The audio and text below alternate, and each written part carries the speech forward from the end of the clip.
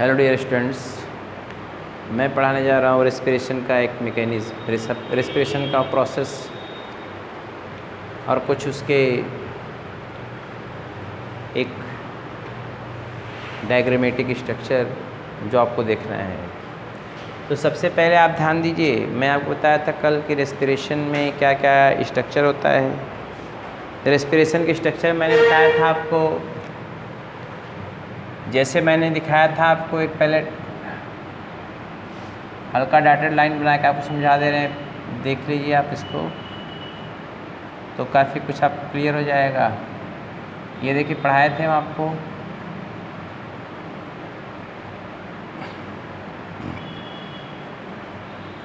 ये देखिए ये लंग में दिखाया था आपको।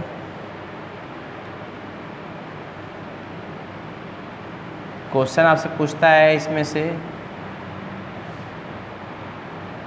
ये लंग में दिखाया था आपको, ये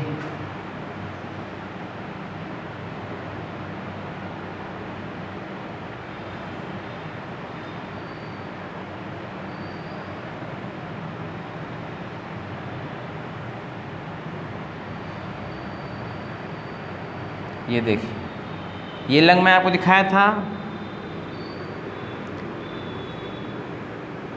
इसमें से पहला क्वेश्चन तो ये पूछता है, ये प्लूरा क्या मेम्ब्रेन का बना होता है? प्लूरा बना होता है दो मेम्ब्रेन का। पहला मैं पढ़ा चुका हूँ सब, पेराइटल प्लूरा। दूसरा है विसरल प्लूरा। ये मैं सब आपको दिखाया हुआ हूँ। अब कोई क्वेश्चन पूछेगा, इसके अंदर प्लूरल फ्लूइड भरा होता है। क्या भरा होता है? प्लूरल फ्लूइड, जो फ्रिक्शन को कम करता है, डेसिकेशन कम करता है। ये क्या है? पेराइटल प्लूरा का विसरल प्लूरा। ये है प्लूरल कैविटी। कौन है? Pleural cavity. इस प्लूरल कैविटी में क्या भरा होता है? प्लूरल फ्लूइड भरा होता है। क्या भरा होता है? Pleural fluid. अगर इसकी मात्रा बढ़ जाती है तो प्लूरिसी कहते हैं। समझ में आ रहा है ना? ये प्लूरल फ्लूइड मैंने बताया था, इसमें 3 चैम्बर होता है। कै चैम्बर होता है? 3 चैम्बर। इसमें कै चैम्बर होता है? 2 चैम्बर बताया था मैंने। फिर मैंने आपको दिखाया था, यहाँ से ये प्राइमरी ब्रांकस है, प्राइमरी ब्रांकस से ये सेकेंडरी ब्रांकस था, सेकेंडरी ब्रांकस से फिर डिवाइड किया था, ये टर्शियरी ब्रांकस था, टर्शियरी ब्रांकस से फिर डिवाइड किया ऐसे। तो ये क्या दिखाए थे हम आपको? Lung alveoli. तो ये कौन है? प्राइमरी ब्रांकस। ये प्राइमरी ब्रांकस है, ये सेकेंडरी ब्रांकस है, ब्रांकस, टर्शियरी ब्रांकस,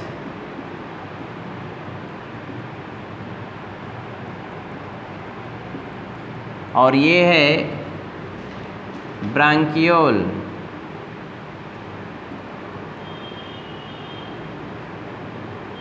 ब्रांकियोल। और ये है लंग एल्वियोलाई। क्या है ये? Lung alveoli. बताए थे कल हम सब आपको, इसके पहले वाले क्लास में। यहाँ पे कार्डियक नाच था। कौन था? कार्डियक नाच।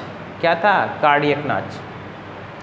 इसके बाद जरा ध्यान दीजिएगा, ये ट्रैकिया था, ये लैरिंग्स है। लैरिंग्स की ओपनिंग को बोलते हैं लैरिंग्स की ओपनिंग को बोलते हैं ग्लाटिस। क्या बोलते हैं? ग्लाटिस। इसको बोलते हैं इपीग्लाटिस। क्या बोलते हैं? इपीग्लाटिस। बात समझ रहे हैं ना? अब जरा ध्यान दीजिएगा,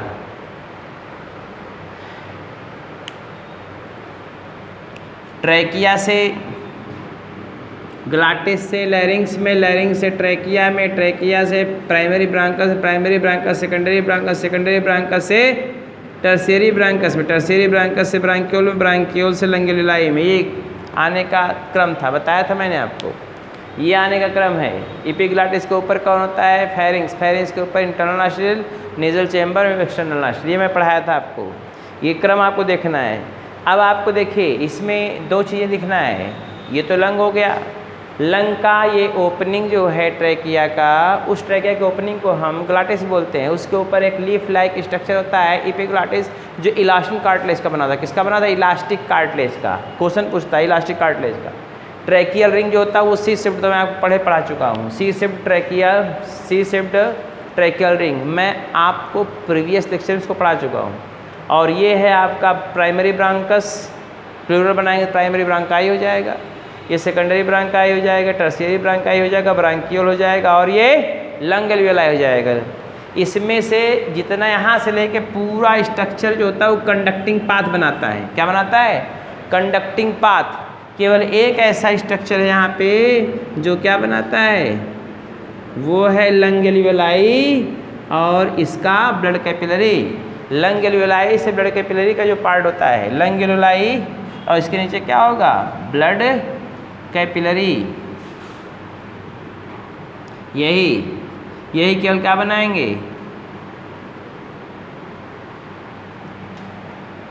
कौन सा पार्ट बनाते हैं? Exchange part. ये सब का सब क्या बना रहे हैं? Conducting path. कंडक्टिंग मतलब जहाँ हवा जाती है, कंडक्टिंग पाथ बनाते हैं ना।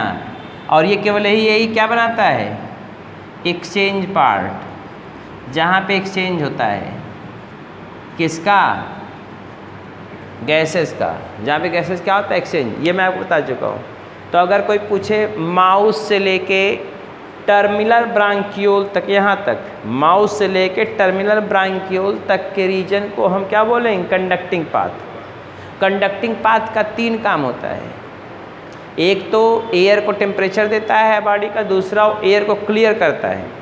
एयर को क्या करता है? फिल्टर करता है। क्लियर मतलब साफ़ सुथरा करता है, क्योंकि जो ब्रांकस ब्रांक्यूल जो होते हैं ये क्या बने? सीलिएटेड एपिथेलियम के बने होते हैं। वो क्या करता है? डस्ट पार्टिकल वगैरह सब रोक देता है, केवल फ्रेश एयर को जाने देता है। तो पहला काम फिल्टर करता है एयर को, दूसरा काम एक स्पेसिफिक क्या करता है? टेम्परेचर देता है। समझ रहे हैं ना? और तीसरा काम होता है इसका जो है कि ये क्या करता है? एयर को एक स्थान दूसरे स्थान क्या करता है? एक एयर को एटमॉस्फेयर टू लंग एल्वियोलाई तक पहुंचाता है, और फिर लंग एल्वियोलाई से फिर कार्बन डाइऑक्साइड को लेके जाते हैं। एक कंडक्टिंग पाथ के काम है। और यहाँ पर केवल एक ही काम होता है, एक्सचेंज होता है, वो भी सिंपल डिफ्यूजन प्रोसेस के द्वारा। किसके द्वारा? सिंपल डिफ्यूजन प्रोसेस के द्वारा। यही बात आपको बताना है और समझाना है कैसे कैसे क्या काम क्या होता है। एक लंग में कितने लंग एल्वियोलाई होते हैं मैं आपको बता चुका हूँ। एक लंग में कितने लंग एल्वियोलाई होते हैं? एक लंग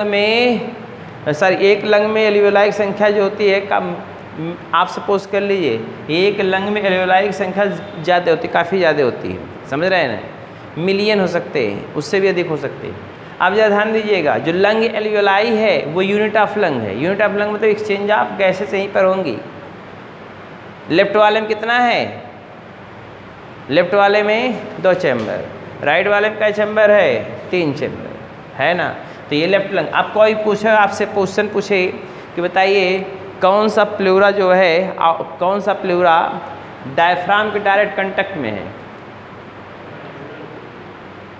या पूछ दे कि जो है कि रिब्स केज के जो है कांटेक्ट में कौन है, या आपसे वो पूछ दे जो है थोरेसिक कैविटी के कांटेक्ट में कौन है, तो वो होगा कौन सा? पेराइटल प्लूरा, बाहर वाला लेयर। आपके बुक में पेराइटल नहीं दिया है, विसरल नहीं दिया है, हम लिख दिए। बाहर वाला लेयर जो होता है वो किसके कांटेक्ट में रहता है? थोरेसिक कैविटी के कांटेक्ट में। लिप्स के कांटेक्ट में पूछ सकता है वो आपसे, स्टर्नम कांटेक्ट, डायफ्राम कांटेक्ट पूछ सकता है, तो आप बता सकते हैं। और विसरल प्लूरा हमेशा किसके कांटेक्ट में रहता है? लंग के कांटेक्ट। समझ रहे हैं ना?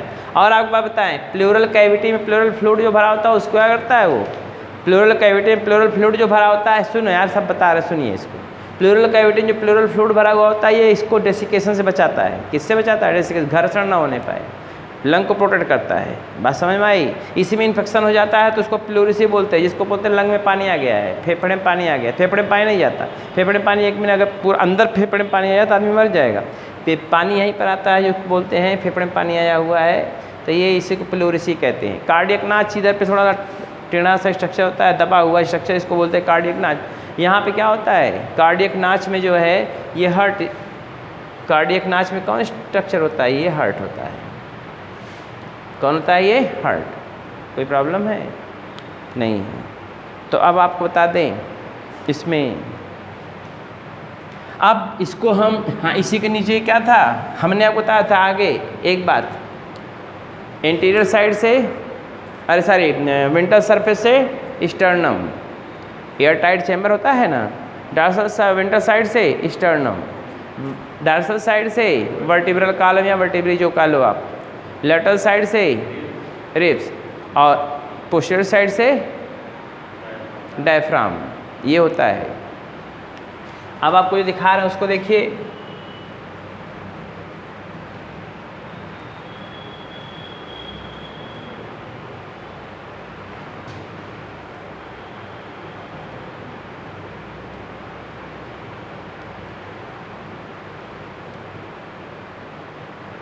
क्वेश्चन आपसे पूछता है एपिग्लॉटिस कैसा, इलास्टिक कार्टिलेज है, कौन सा कार्टिलेज, आप तुरंत बताएंगे क्या, इलास्टिक कार्टिलेज।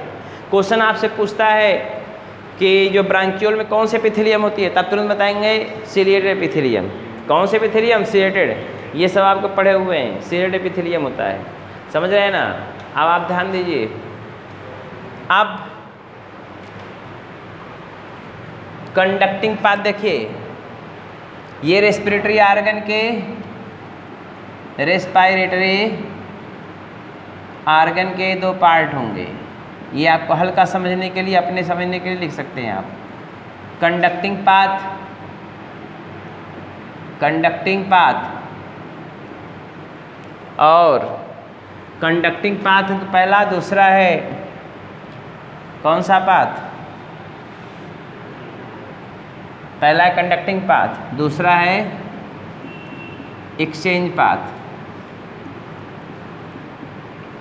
कंडक्टिंग पाथ दूसरा है एक्सचेंज पाथ। एक्सचेंज पाथ में देखिए, कंडक्टिंग पाथ में ध्यान दो, इधर कंडक्टिंग पाथ में अगर समझ पाओगे तो बहुत अच्छी बात है, कहाँ से लेके कहाँ तक, ये इंक्लूड करता है का,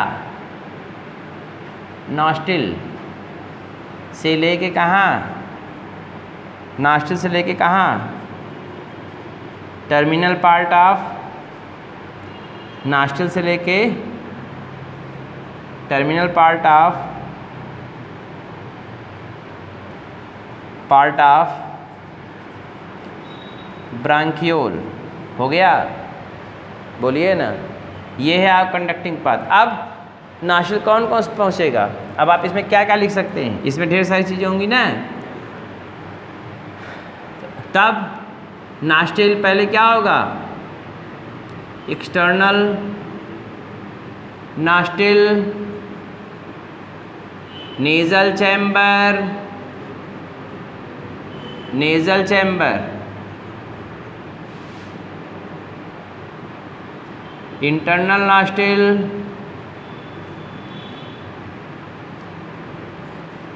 फेरिंग्स,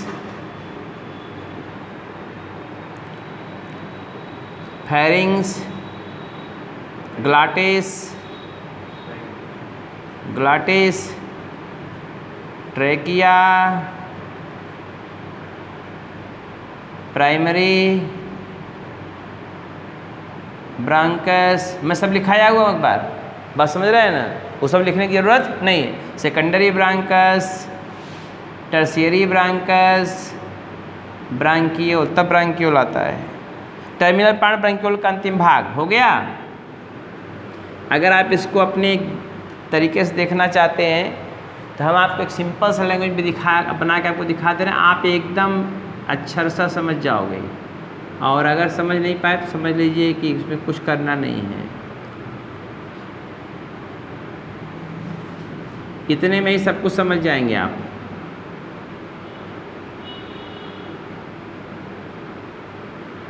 ये इनके नाक से चला है, ये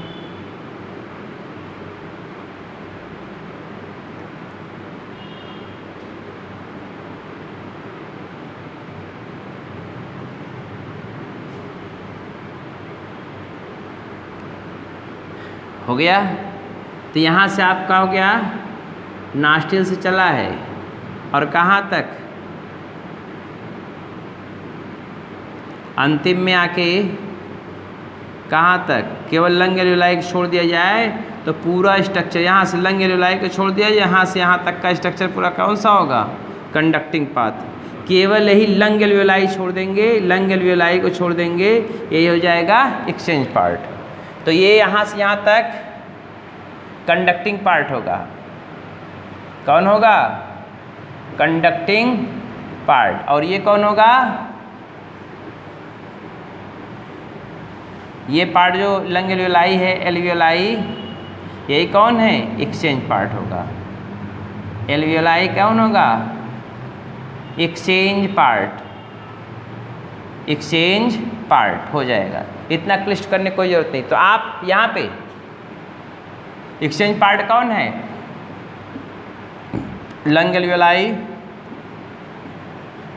एंड दियर ब्लड कैपिलरी, यही ना, बुक में दिया कि नहीं हमें नहीं पता, ब्लड कैपिलरी, और उससे जो ब्लड कैपिलरी है तो वहीं पे एक्सचेंज होता है, O2 का अंदर जाना, CO2 का बाहर निकलना।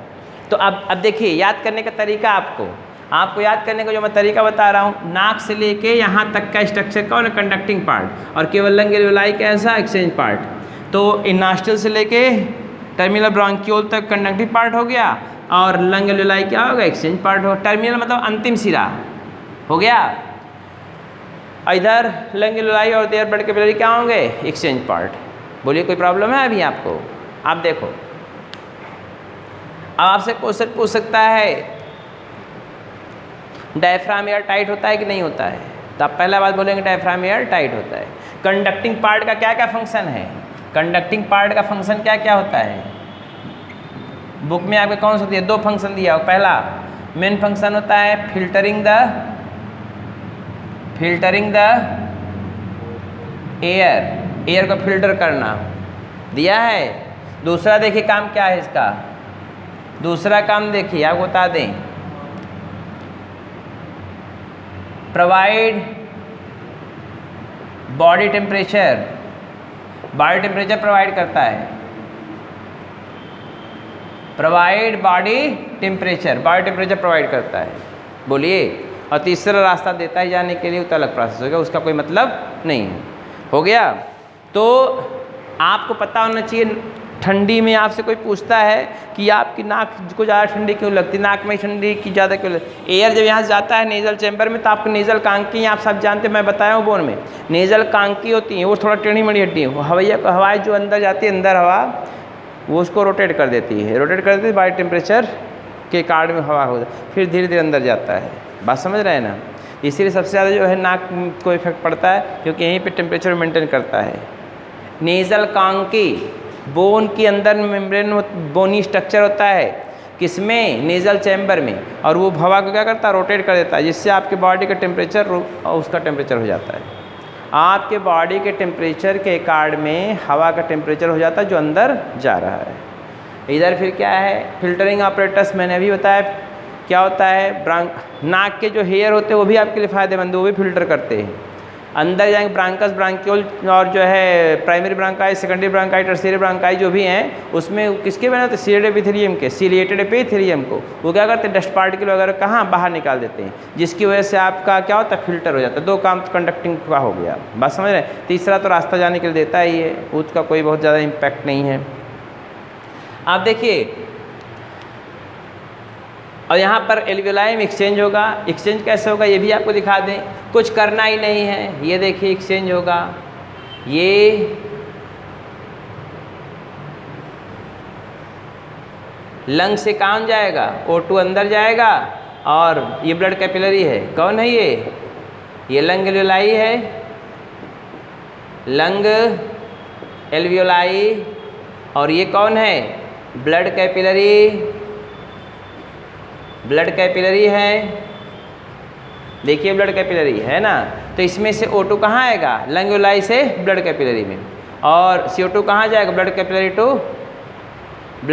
To lung alveoli. O2 inside, CO2 outside. बात हो गई खत्म। इसे एक्सचेंज पार्ट इसीलिए इसको बोलते हैं। बस यूनिट यही है, ये लंग एल्वियोलाई यूनिट होता है, यूनिट है लंग एल्वियोलाई किसका है, लंग का, एक्सचेंज पार्ट यही होता है। अब ये तो बात खत्म हुई, अब आपको कुछ बातें बता देते हैं और जो आपको जानना ज़रूरी है।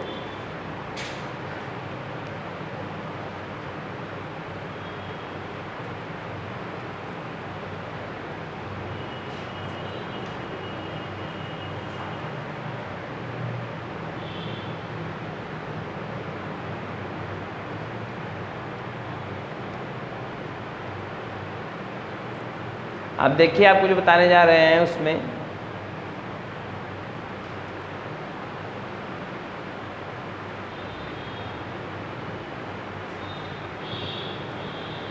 इसी में पूरा आप एकदम स्पष्ट रूप से समझ जाएंगे। अगर ये आपने जहाँ समझ लिया तो पूरा समझ में आ जाएगा आपको। ये आपकी बुक में लिखा भी हुआ है।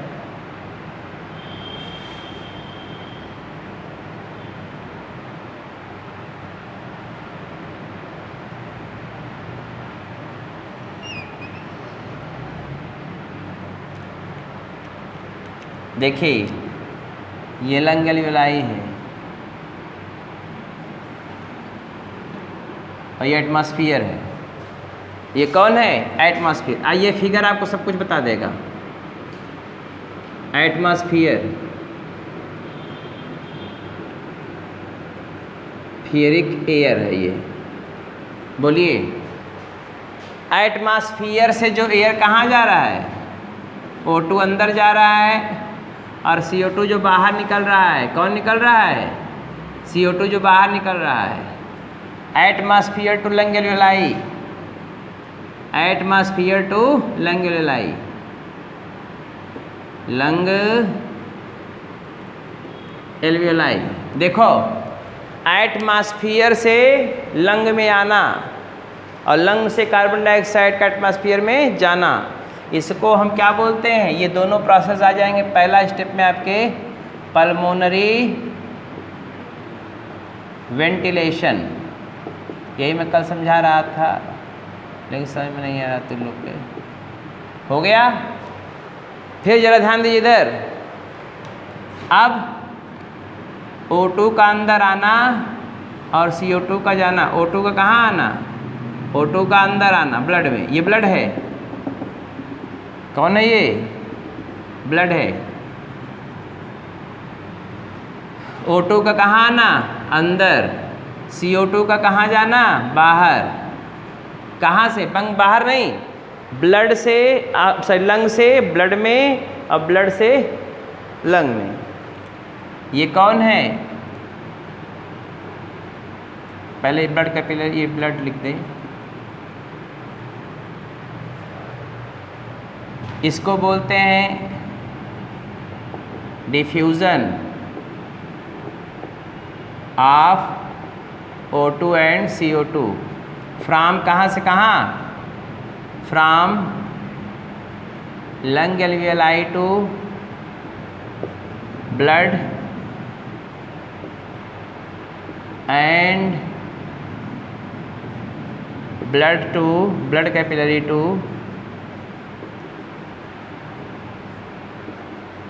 लंग। बोलिए ना। तो देख लीजिए, बोला ये बता रहा है सब। ऑक्सीजन अंदर आ रहा है, ये बार दो, ये दूसरा स्टेप। ये पहला स्टेप था, ये दूसरा स्टेप हो गया। तीसरा स्टेप देखो इधर, ये लेफ्ट साइड है, ऑक्सीजनेटेड ब्लड होगा। कैसा होगा ये, ऑक्सीजनेटेड ब्लड होगा। आपको दिमाग में रखना पड़ेगा।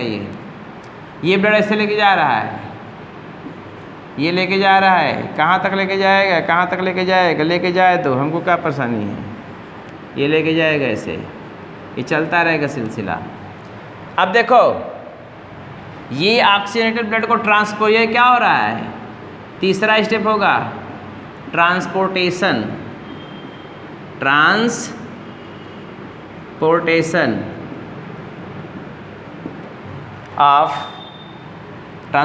Of gases. ट्रांसपोर्ट हो रहा है। फिर देखे डिफ्यूज़न होगा। अब देखो इधर, अभी इसको ये भी ट्रांसपोर्ट हो रहा है, अभी हम समझा देंगे। अब देखिए, यहाँ पर दो सेल हम बना रहे हैं, दो सेल एकदम इसके डिटेल उसमें दिखा रहे हैं। पहला सेल यहीं पे दूसरा सेल। देखिए इधर O2 कहाँ आएगा, टिश्यू सेल में। CO2 कहाँ जाएगा, ब्लड में। देखिए आप O2 कहाँ गया, O2 आएगा यहाँ से और CO2 यहाँ से जाएगा, अर्थात CO2 यहाँ आएगा। हो गया।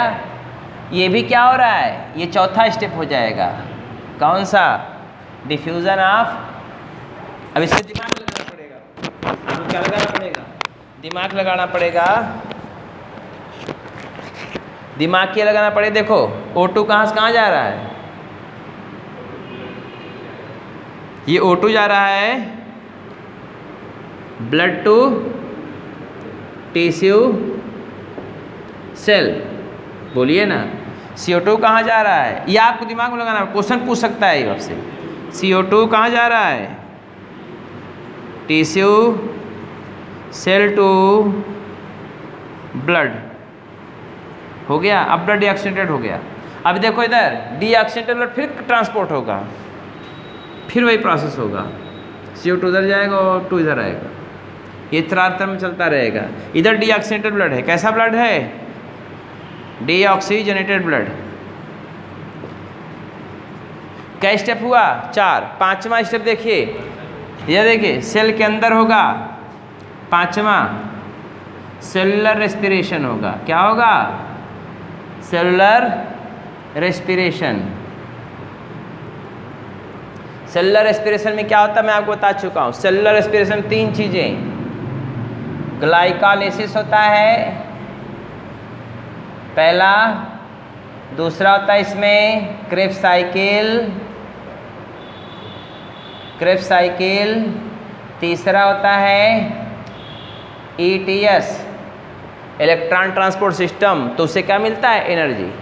तो ये 5 प्रोसेस आपको बुक में लिखो, 5 प्रोसेस आप समझ लीजिए। पहला आप इससे समझ जाएंगे, पल्मोनरी वेंटिलेशन क्या है, atmosphere to lung, lung to atmosphere, pulmonary ventilation हो गया है।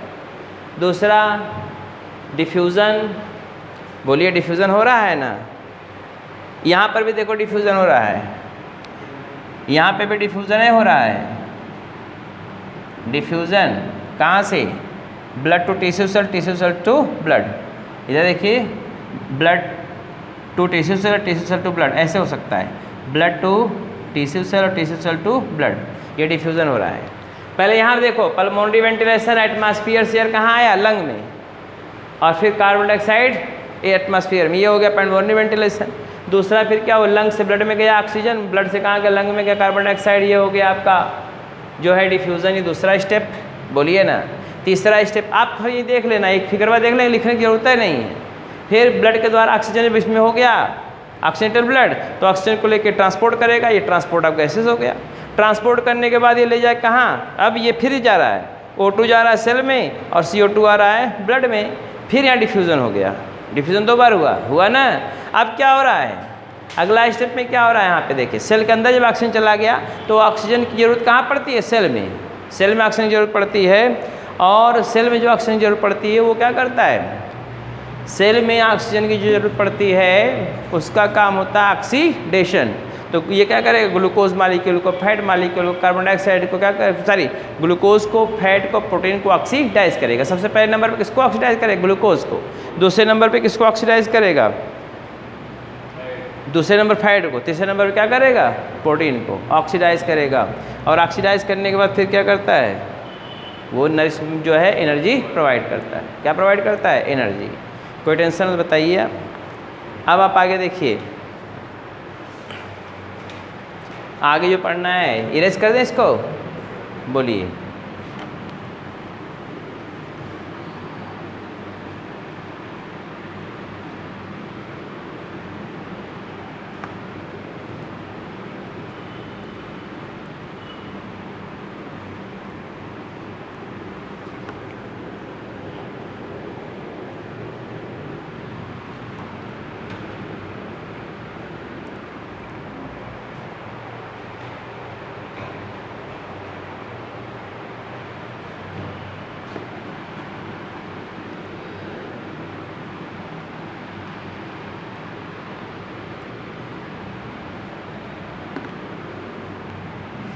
हो गया भाई? देखिए अब आपको दिखा रहे हैं। नेक्स्ट, ये तो हो गया इसकी बातें। अब आपको जो लेना है वो है, मैं आपको कल पढ़ाया था, ब्रीथिंग।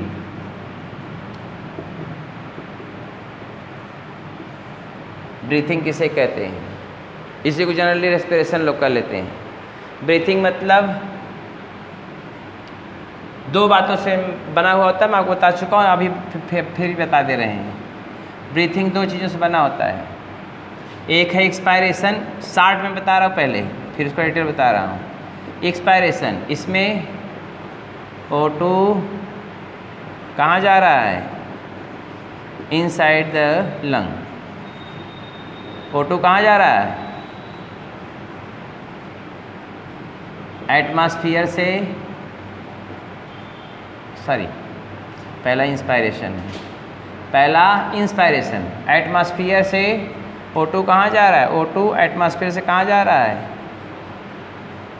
लंग तक। ये क्या है? इंस्पायरेशन। और अगर क्या हो रहा है? CO2 एटमॉस्फेयर में कहाँ से जा रहा है? लंग से जा रहा है। कौन जा रहा है? CO2। तो इसको क्या बोलते हैं? एक्सपायरेशन। इसको क्या बोलते हैं? एक्सपायरेशन।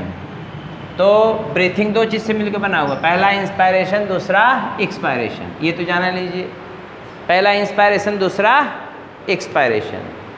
बात समझ में आ गई? आप देखो, जो मैं आपको बता रहा हूँ उसको समझते रहिएगा। ब्रीथिंग रेट में बताया था, ब्रीथिंग का मतलब होता है, देखो इधर, ब्रीथिंग का मतलब होता है O2 को अंदर लेना और CO2 को बाहर निकालना।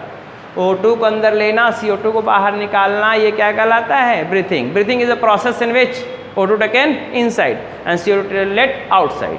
या आप कह सकते हैं जो अच्छी हवा होती है, fresh air taken inside, fresh air को अंदर लेना और किसको बाहर छोड़ना? गंदी हवा को बाहर छोड़ना। ये क्या कहलाता है? ब्रीथिंग कहलाता है। इसी कॉमनली लोग रेस्पिरेशन कर लेते हैं, है ना।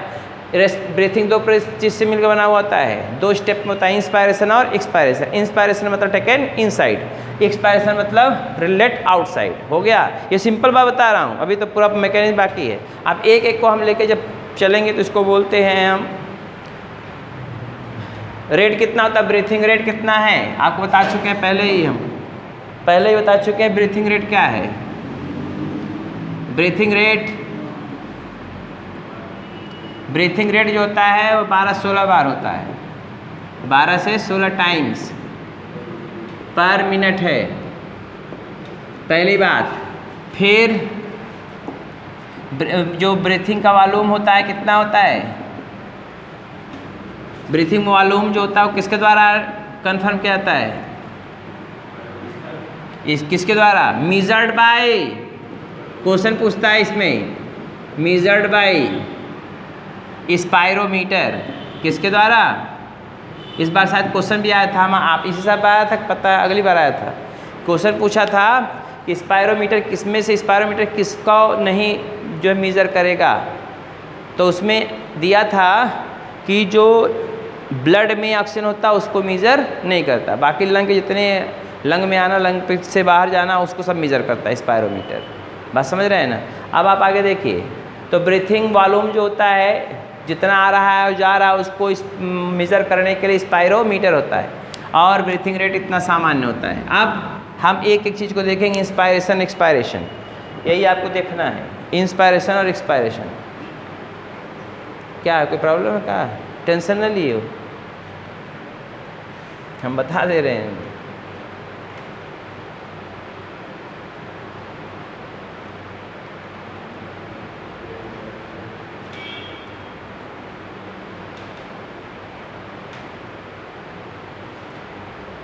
चलो देखो अब आगे देखिए, सुनो, पहला है इंस्पायरेशन।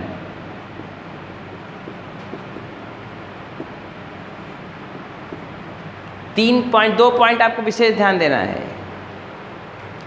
हम एक एक पॉइंट लिख रहे हैं। इंस्पायरेशन मतलब फ्रेश एयर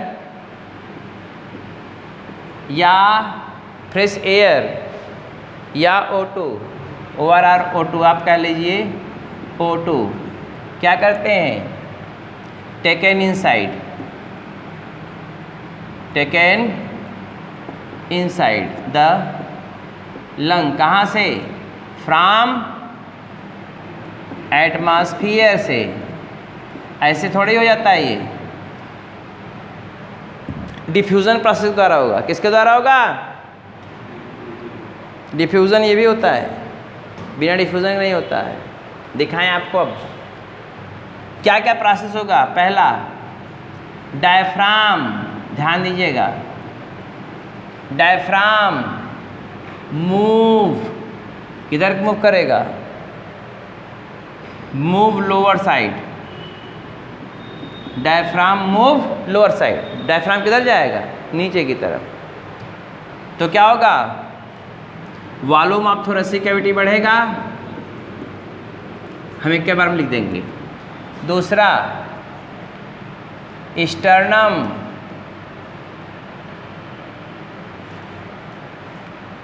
पहले लिखते हैं डायफ्राम मूव लोअर साइड, तो ये क्या करेगा, increase volume of thoracic cavity from anterior to posterior। बोलो ना, आगे से पीछे लेके जाएगा ना। आप देखो एंटीरियर पोस्टीरियर दिया होगा, तो आप इसको ध्यान दीजिएगा। पहली बात 75% इसी का रोल होता है, याद रखिए, ये क्वेश्चन पूछता हुआ है 70 to 75%। दूसरा एक्सटर्नल, नहीं ऐसे नहीं लिखते, sternum move upward and outwards, ऊपर की तरफ और नीचे की तरफ। इधर देखिए, ऊपर की तरफ और बाहर की तरफ, थोड़ा सा अप थोड़ा सा बाहर। तो ये क्या करेगा, ऐसा क्यों हुआ, किसके कारण ऐसा हुआ, due to contraction of, book में दिया हुआ शायद आपके, contraction of external intercostal, ये लिखा हुआ आपकी बुक में अच्छी तरीके से, एक्सटर्नल इंटरकास्टल मसल्स। हो गया एक्सटर्नल देखिए स्टर्नम मैं आपको दिखा चुका हूँ, ये स्टर्नम होता है, ये वाला, ये पोजीशन, यहाँ से हड्डी जो होती है थोड़ा सा ऊपर जाएगा। समझ रहे क्यों ऐसा हुआ, एक्सटर्नल इंटरकास्टल मसल्स के कंट्रैक्ट होने का। जब एक्सटर्नल इंटरकास्टल मसल्स कंट्रैक्ट होती हैं, तो कंट्रैक्ट होने के बाद क्या होता है कि स्टर्नम थोड़ा सा ऊपर भाग जाता है और बाहर भाग जाता है। तो यह क्या करेगा, एरिया को बढ़ा देगा डार्सो वेंट्रली। तो क्या करेगा, इंक्रीज थोरेसिक वॉल्यूम, डार्सो वेंट्रली, बोलिए ना, डार्सो वेंट्रली बोलिए, हुआ। अब देखिए इसके बाद क्या करेगा, डार्सो वेंट्रली, नीचे से डायफ्राम, इधर से स्टर्नम, तो वॉल्यूम बढ़ा। इसके कारण क्या होगा, लंग वॉल्यूम बढ़ जाएगा। थोरेसिक कैविटी वॉल्यूम बढ़, लंग वॉल्यूम बढ़ गया, लंग वॉल्यूम इंक्रीज कर गया। रिजल्ट क्या हुआ, एयर प्रेशर क्या हो गया, डिक्रीज कर गया। डिक्रीज मतलब निगेटिव हो गया। क्या हो गया, ये निगेटिव हो गया। निगेटिव में घट जाने को निगेटिव कहते हैं। पार्शियल निगेटिव मतलब आप तो वो बिजली वाला मत समझ लीजिएगा। घट गया तो क्या होगा, fresh air taken inside. Result fresh air taken inside, fresh air अंदर ले लेंगे। बोलिए हुआ कि नहीं हुआ? अब आप इसको अगर आसानी से देखना चाहते हैं तो कुछ नहीं करना है आपको। और ये किस प्रोसेस द्वारा होगा? Diffusion, higher pressure to lower pressure, higher pressure to lower pressure. क्योंकि एटमॉस्फेयर में प्रेशर कितना होता है? 159। लंग में प्रेशर जो होता है कितना होता है? 104 होता है। तो जाहिर बात एटमॉस्फेयर से यहाँ पे आएगा ही। बोलिए, तो समझ में आई बात? डायफ्राम नीचे की तरफ जाता है तो नीचे का एरिया बढ़ता है, इंटरनल पोस्टर एरिया बढ़ता है। स्टर्नम अपवार्ड और बाहर की तरफ जाएगा, अपवार्ड एंड आउटवार्ड, तो एरिया डॉर्सवेंट्रली बढ़ेगा, बढ़ेगा ना। फिर इसके बाद देखिए लंग वॉल्यूम इंक्रीज करेगा जिससे एयर प्रेशर घट जाएगा, तो फ्रेश एयर टेकन इनसाइड। ये इंस्पायरेशन होता है। एडिशनल अगर लेना है तो आपको पेट की मसल्स का भी सहायता लेना पड़ेगा, एब्डोमिनल मसल्स। इरेज करें।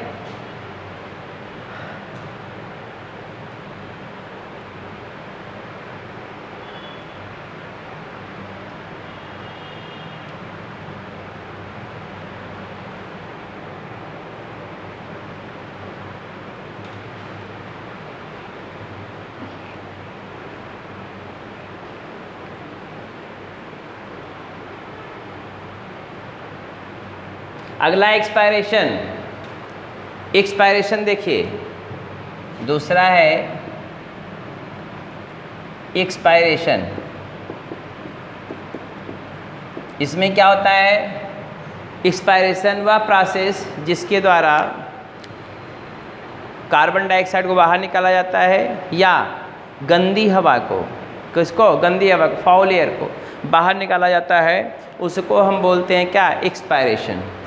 The process in which, the process व प्रक्रम, the process in which CO2, ORR foul air, ORR foul air, FOUL foul air कहते हैं, foul air, foul air let outside, let outside मतलब release किया जाता है, late outside, या आप कह सकते हैं रिलीज आउटसाइड, रिलीज आउटसाइड। इसको क्या कहते हैं? कॉल्ड एक्सपायरेशन कहते हैं इसको हम, एक्सपायरेशन। क्या कहते हैं इसको? एक्सपायरेशन कहते हैं। कोई टेंशन है? Called as expiration. हो गया। एग्जाम्पल देखिए अब इसमें क्या क्या होगा? पहला होता है diaphragm,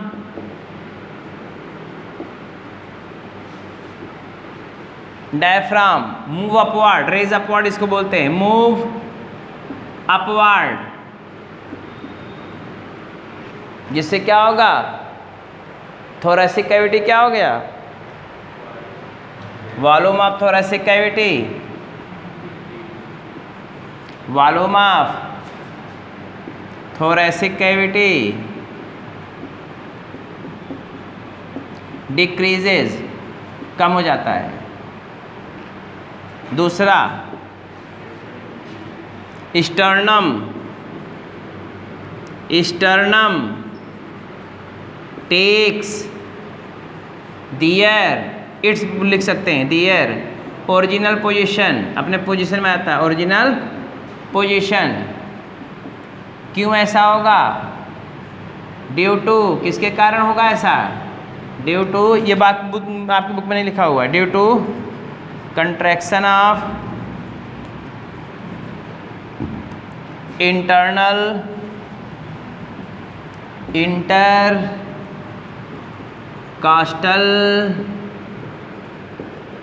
muscles, internal intercostal muscles. बात समझ रहे हैं ना?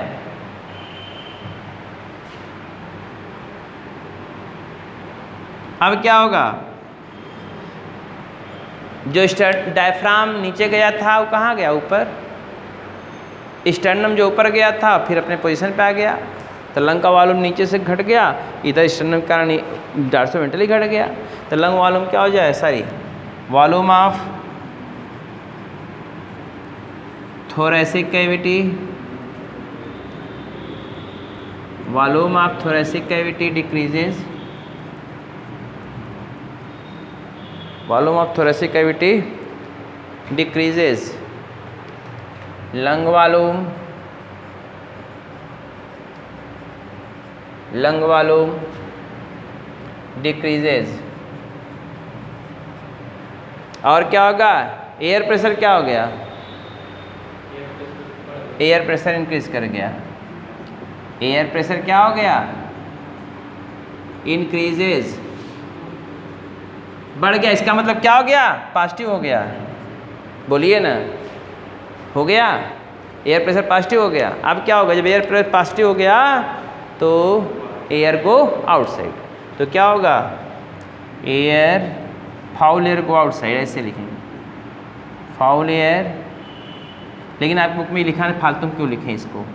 CO2 रिलीज आउटसाइड ऐसे लिख दें, ठीक है ना? फालतू आप फाउल सॉल्व पढ़ेंगे। रिलीज आउटसाइड, बाहर निकल जाएगा। कोई टेंशन है भी आपको? ये एक्सचेंज ऑफ गैसेस हैं, तो एक्सपायरेशन इंस्पायरेशन। अभी फिगर ड्रा करके दिखा दे रहे हैं आपको, जो है डुअल लाइन में समझ में आएगा। कोई टेंशन है भी आपको इसमें? बोलिए, क्या हो? टेंशन है कौन हो? बहुत दुखी हो? दुखी मत रहा करो, पॉजिटिव एनर्जी के साथ रहा करो, निगेटिव एनर्जी मत लिया करो। हमेशा पॉजिटिव एनर्जी के साथ रहना चाहिए।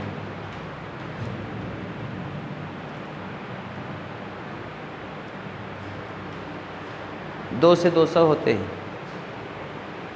ऐसी बात नहीं है। जो भी होता अच्छे के लिए होता है। तो मेहनत करते रहो खाली अपना, बस सब कुछ अच्छा ही होता है।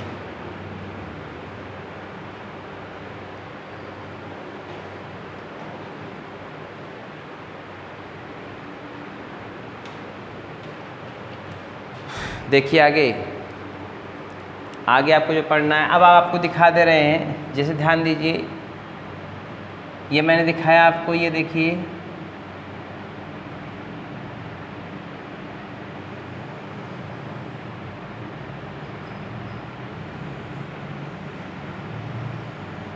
ये फिगर हम दिखा रहे हैं आपको।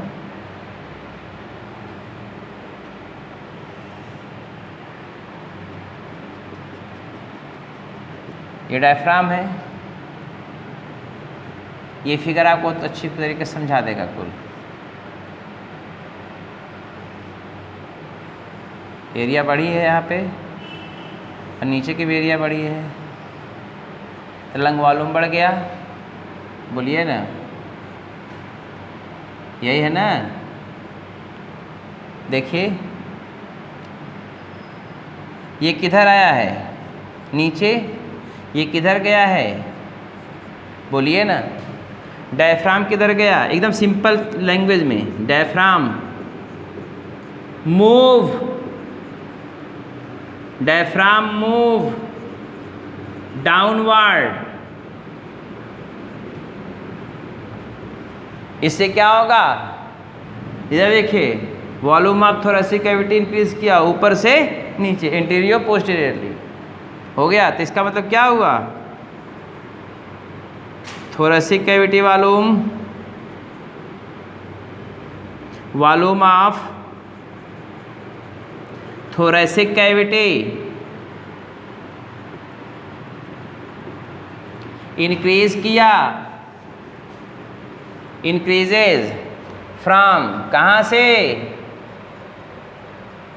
Anterior to posterior. बोलते नहीं यार? हाँ, हो गया ना? इधर स्टर्नम किधर भागा? Sternum move upward and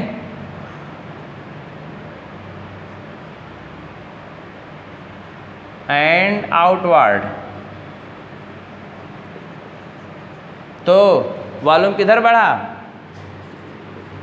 volume of thoracic cavity किधर बढ़ गया? इंक्रीज किया किधर? डार्सोवेंट्रली। किधर? डार्सोवेंट्रली। अरे आगे पीछे हुआ ना? अब क्या होगा? तो फ्रेश एयर क्या होगा? Fresh air taken inside. ये है इंस्पायरेशन। क्या है ये? इंस्पायरेशन हो गया। डायफ्राम नीचे आया, थोरेसिक वॉल्यूम बढ़ा। स्टर्नम बाहर गया और ऊपर गया, थोरेसिक वॉल्यूम बढ़ा। थोरेसिक कैविटी का तो लंग वॉल्यूम भी बढ़ जाएगा, लंग वॉल्यूम बढ़ जाएगा तो एयर प्रेशर घट जाएगा। बोलिए ना, इसमें कैसा प्रेशर है? यहाँ पे निगेटिव एयर प्रेशर है, बोलिए ना। तो इधर कैसा है? पॉजिटिव एयर प्रेशर है, बोलिए, है ना। इधर ज़्यादा इधर कम है, तो किधर जाएगा? पॉजिटिव टू निगेटिव साइड, अर्थात हायर टू लोअर। कोई टेंशन बताएं आप? नहीं, कुछ नहीं है। अब आगे देखो, दूसरा भी मैं दिखा दे रहा हूँ। ये इंस्पायरेशन है, यहाँ ऊपर लिख दे रहे हैं। ये कौन है? इंस्पायरेशन पहला। दूसरा है एक्सपायरेशन का प्रोसेस देखेंगे। कौन देखेंगे? एक्सपायरेशन क्या होता है। एक्सपायरेशन में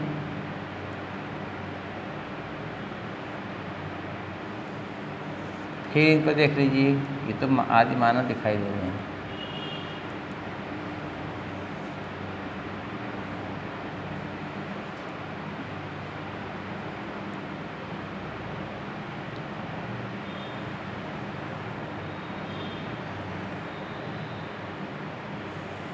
अब देखो, डायफ्राम ऊपर चला गया। डायफ्राम कहाँ चला गया? ऊपर।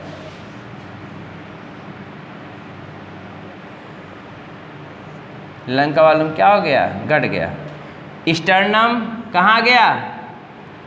Sternum takes its original position. किसके सिकुड़ने के कारण? इंटरनल इंटरकास्टल मसल्स के। किसके कारण? इंटरनल इंटरकास्टल मसल्स सिकुड़ने के कारण हो गया। डायफ्राम, ये डायफ्राम कहाँ गया? डायफ्राम कहाँ चला गया? ऊपर। Diaphragm move upward. डायफ्राम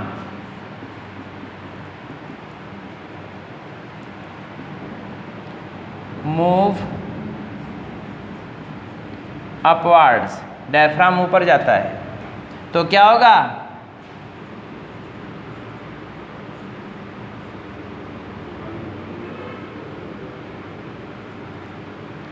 यहाँ पे क्या हो जाएगा? पॉजिटिव। मैंने कहा डायफ्राम ऊपर की तरफ गया। देखो, थोरेसिक कैविटी का वॉल्यूम घटा, थोरेसिक कैविटी का वॉल्यूम क्या हो गया? घट गया। ठीक। स्टर्नम जो बाहर गया था, जो ऐसे आया हुआ था, देखो ये ऐसे तिरछा था ना यहाँ पे, वो क्या हो गया? सीधा हो गया, वॉल्यूम घट गया। ये कहाँ आया था? ये ऐसे आया हुआ था, वो ऊपर चला गया, तो इधर से इधर वॉल्यूम घटा, इधर से इधर वॉल्यूम घट गया, घटा ना। तो diaphragm move upward, sternum takes its original position. क्या होगा? Volume of thoracic cavity, volume of thoracic cavity क्या कर जाएगी? Volume of thoracic cavity decrease कर जाएगी। बोलिए ना, डिक्रीज की तो क्या हो जाएगा? लंग वॉल्यूम डिक्रीज कर जाएगा। क्या कर जाएगा? लंग वॉल्यूम डिक्रीज कर गया। बोलिए भाई, तो एयर प्रेशर क्या होगा? दबाएंगे तो एयर प्रेशर क्या हो जाएगा? घट जाएगा। एयर प्रेशर क्या हो जाएगा? बढ़ जाएगा। एयर प्रेशर क्या हो गया? बढ़ गया। अब एयर प्रेशर इंक्रीजेज, पॉजिटिव हो गया। एयर प्रेशर किस में हो गया? पॉजिटिव में। एयर प्रेशर बढ़ गया, इंक्रीज कर गया, मामला बने गया। यहाँ पे एयर प्रेशर क्या कर गया है? डिक्रीज कर गया है। निगेटिव मतलब डिक्रीज करना, नेगेटिव मतलब है यहाँ एयर प्रेशर क्या गया? इंक्रीज कर गया, इंक्रीज कर गया।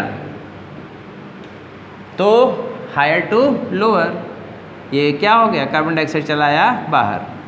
ये हो गया आपका एक्सपायरेशन। बोलिए ना, समझ में आई बातें? अगर आपको एडिशनल वॉल्यूम लेना है, ये बात समझ में आई यहाँ तक? मैंने आपको बताया इसमें सबसे ज़्यादा रोल इंस्पायरेशन कौन करता है? डायफ्राम करता है एक हेल्दी पर्सन में। बाकी उसके बाद एक्सटर्नल। हाँ, अगर कोई आपसे पूछे इंस्पायरेशन के दौरान, क्वेश्चन आपसे पूछता है एक्सपायरेशन के दौरान या इंस्पायरेशन के दौरान एब्डोमिनल मसल्स क्या करती हैं वो आपको दिखाना है। फिर से क्लियर समझ लीजिए, ये देखिए हो गया यहाँ तक, बोलिए भाई। डायफ्राम ऊपर गया, इधर का एरिया कम हुआ, स्टर्नम अपने ओरिजिनल पूछा, इधर का एरिया कम हुआ, बोलिए कम हो गया, ये क्या हुआ,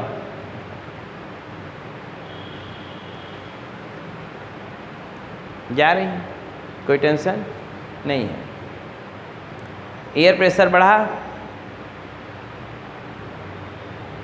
बाहर चला गया, इसमें स्टर्नम नीचे आया, ऐसा डायफ्राम नीचे आया, स्टर्नम बाहर गया और ऊपर गया, इधर एरिया बढ़ा, इधर एरिया बढ़ा, लंग का वॉल्यूम बढ़ गया, लंग का वॉल्यूम बढ़ा, एयर प्रेशर घट गया, एयर प्रेशर घट गया तो बाहर का एयर अंदर आया, क्योंकि बाहर एयर प्रेशर पॉजिटिव है।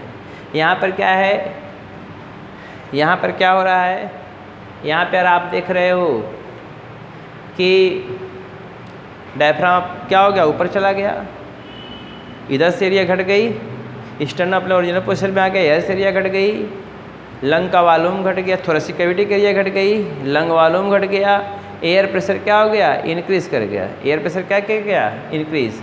अब क्या हो गया, फाउल एयर आउटसाइड, बाहर चला गया, बोलिए ना, एक्सपायरेशन इंस्पायरेशन हो गया। अब आपको दिखा दें,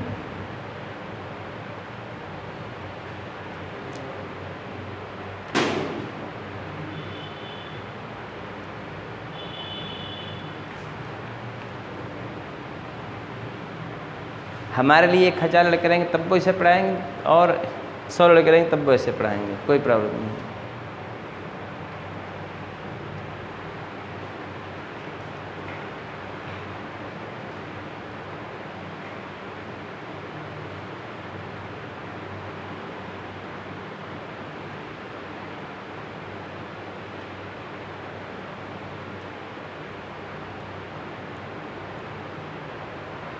हो गया, नेक्स्ट आगे बात जो बताना है उसको देख लीजिए आप। ड्यूरिंग इंस्पायरेशन, इंस्पायरेशन के दौरान, इंस्पायरेशन के दौरान abdominal muscles takes passive role अदा करती हैं।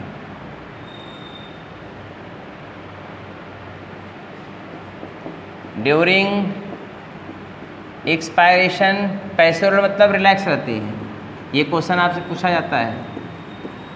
ड्यूरिंग एक्सपायरेशन, पानी बरस रखा हो, अरे हमारा हेलमेट में भरमा रखा था, हेलमेट अंदर कर दो, दौड़ जाओ बाहर, हेलमेट रखा था। हो गया इधर देखिए, during expiration,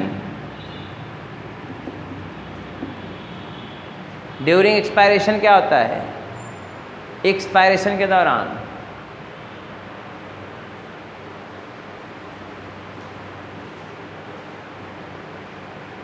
abdominal muscles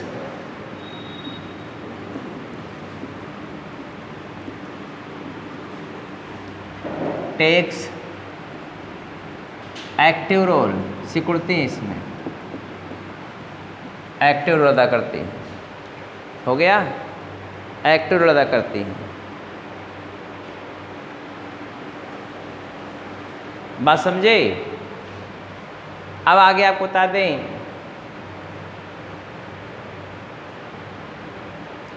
breathing rate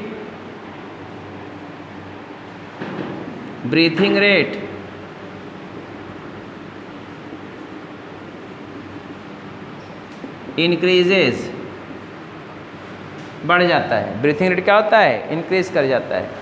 breathing rate increases, कब बढ़ेगा,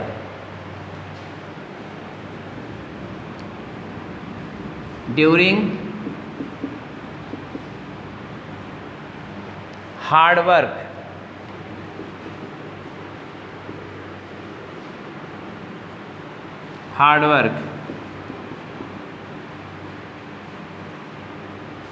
ये एक्सरसाइज के समय, ब्रीथिंग रेट ये बढ़ जाता है। ब्रीथिंग रेट घटता कब है? Breathing rate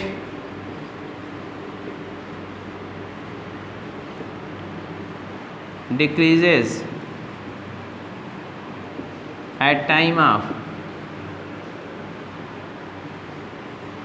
rest comma sleeping के समय ब्रीथिंग रेट क्या हो जाता है? घट जाता है। बात समझे? ये हो गया ब्रीथिंग। अब आप देखेंगे लंग वालोम किसे कहते हैं? क्या देखना है अभी आपको? इसके बाद लंग वालोम, लंग कैपेसिटी, लंग वालोम और लंग कैपेसिटी हेडिंग लिखेंगे आप इसमें। कल बताना, आज ही हो सकता कुछ बता दो।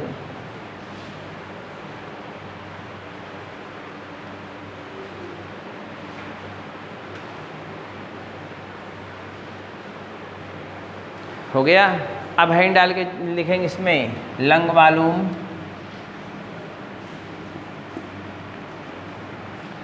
And lung capacity. Lung volume और लंग कैपेसिटी आपको देखना है।